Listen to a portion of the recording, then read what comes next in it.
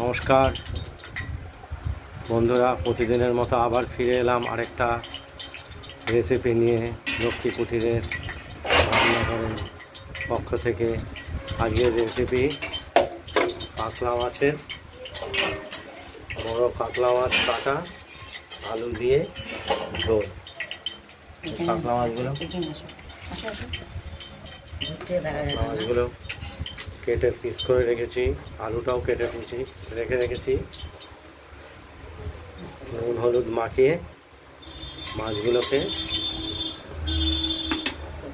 ভেজে নেব।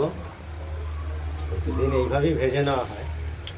কড়াইতে তেল দিয়ে একটু কাঁচা নুন দিয়ে দিলাম যাতে ছিটকে না আসে।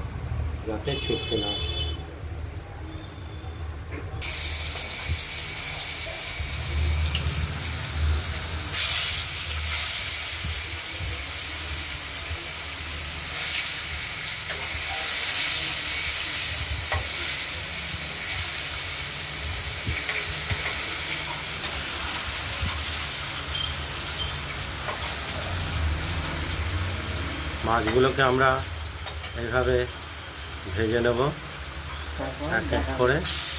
তারপরে দেখতে থাকুন, আমরা পরপর দেখে। মাছগুলো ভাজা হয়ে গেছে, এক এক করে আবার নামিয়ে ফেলবো।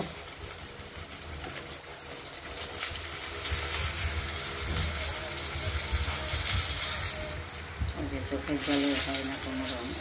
বইটা কী বলেছে, জ্যোতিষ দেখে আমার বিয়ে দিয়েছে। 4 দিনের মাথা দিতে পারছিল।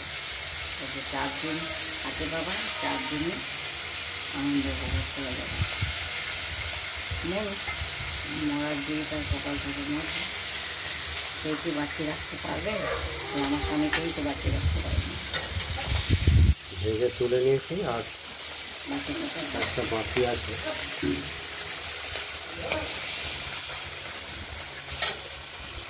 আপনারা দেখতে থাকুন। মাছগুলো ভেজে সব তুলে নিয়েছি। এবার কড়াইতে তেজপাতা, শুকনো লঙ্কা, দারচিনি, লবঙ্গ আর জিরা, কালো জিরে দিয়েছি, সাদা জিরে।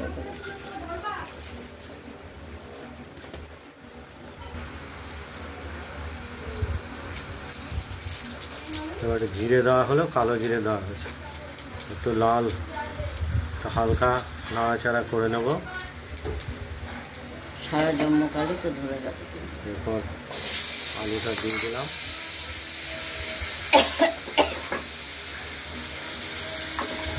জল এসে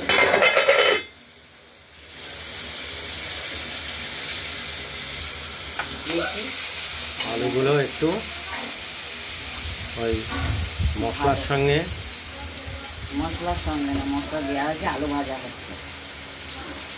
আলুগুলো একটু নরম হলে না ভাজা হচ্ছে। হলুদ দেওয়া হলো পরিমাণ মতো। দেখতে থাকুন। বেটে রাখা মশলাটা, মাত্র 12টায় জল আসে। টমেটো একসঙ্গে দিয়ে দিই, কিছুটা একসঙ্গে দিয়ে আমরা মিশিয়ে কষিয়ে নেব। তারপর দেখাচ্ছি, কষা হোক, তারপর দেখতে থাকুন। মশলাটা আমাদের কষানো হয়ে গেছে, তেলও বেরিয়ে গেছে। এবার জল দিয়ে দিলাম।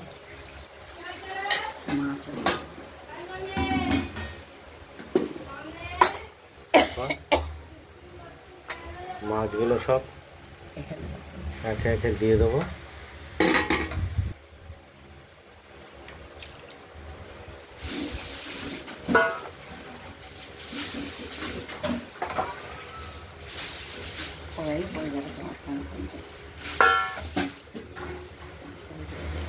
এবার ঝোলটা ফুটে উঠলেই আমাদের মাছের ঝোল রেডি হয়ে যাবে। আর আলুটাও একটু সেদ্ধ হতে হবে।